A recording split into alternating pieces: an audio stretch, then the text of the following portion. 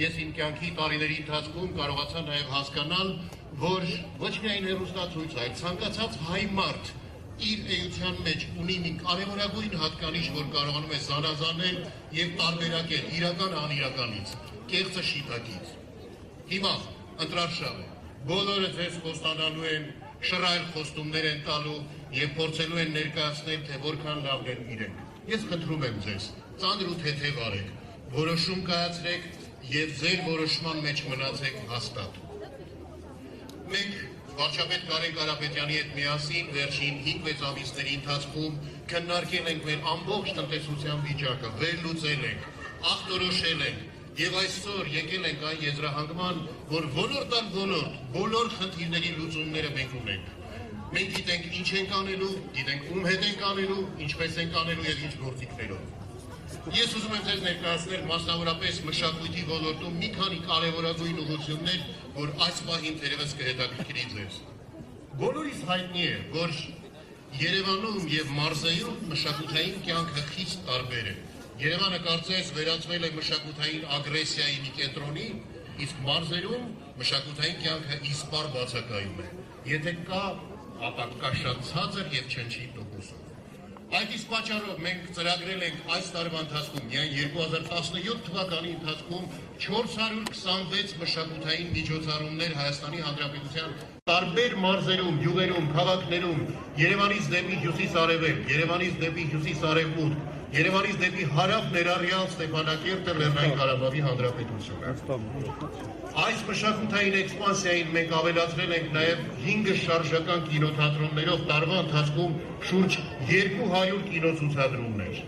Եվ սրանք լինելու են ոչ միայն Հայֆիլմ կինոստուդիայի հին ու նոր արտադրության ֆիլմեր։ Դուք դիտելու եք նույն այն ֆիլմերը, ինչ որ Երևանի բնակիչը դիտում է այս պահին երևանյան կինոթատրոններում։ Մենք փորձելու ենք ապահովել, որ դուք կարողանաք նույն շնչառությամբ եւ նույն տեմպով ապրել մշակութային շնչառությամբ, ինչ որ մայրաքաղաքի բնակիչն է։ Բոլորիս հայտնի է, որ ամենատաղանդավոր մարդիկ հենց մարզերից ու շրջաններից են դուրս եկել։ Այս առումով մենք տարվա համար նախատեսել ենք 15 միլիոն դրամ եւ փնտրում գտնում ենք բոլոր մարզերի, բոլոր մարզային երաժշտական դպրոցների այն տաղանդավոր երեխաներին, որոնք ունեն երաժշտական գործիքներ։ Եվ 15 միլիոն դրամի մենք երաժշտական գործիքներ են գնելու եւ նվիրելու։ Բառացիորեն անցյալ շաբաթ 312 երաժշտական գործիք մենք նվիրաբերեցին մարզային երաժշտական դպրոցներին։ Հաճախ մեր երեխաները, որոնք մարզերում են ապրում, գյուղերում, շրջաններում, գալով Երևան ուսում ստանալով չեն վերադառնում իրենց հայրենի գյուղ։ Ինչու շատ իրավացիորեն մեկնաբանում են, որ չկա աշխատանք։ Մենք մի շատ բացառիկ կարևորագույն ծրագիր ենք այսօր իրականացնում, այն արվեստի բուհերի ուսանողները, նկատի ունեմ Երևանի պետական կոնսերվատորիա, թատրոնի կինո ինստիտուտ, Գեղարվեստի ակադեմիա, մանկավարժական համալսարանի կուլտուրայի ֆակուլտետ, այս բուհերի ուսանողները, եթե կորոշեն, որ կարող են վերադառնալ իրենց հայրենի գյուղ, իրենց հայրենի քաղաք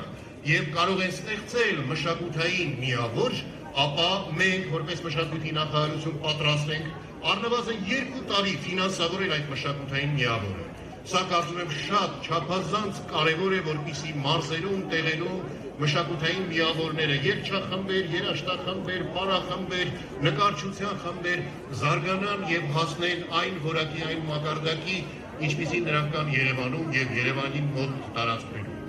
Ծրագրերը բազմաթիվ են, բազմահազար են, թվարկելը կարծում եմ ժամանակը չի բավականացնի։ Ես պարզապես ուզում եմ հիշել Գարեգին Նժդեհի խոսքերից մեկը։ Ամեն բան ազգիս համար, ես ընդամենը միջոց եմ։ Հիմա հավատացնում եմ ձեզ, մենք եկել ենք ասելու ձեզ, որ ամեն բան մենք անելու ենք ազգի, պետության եւ ժողովրդի համար։ Եվ մենք ենք այն միջոցը, որ անելու ենք ձեր վստահության քվեով։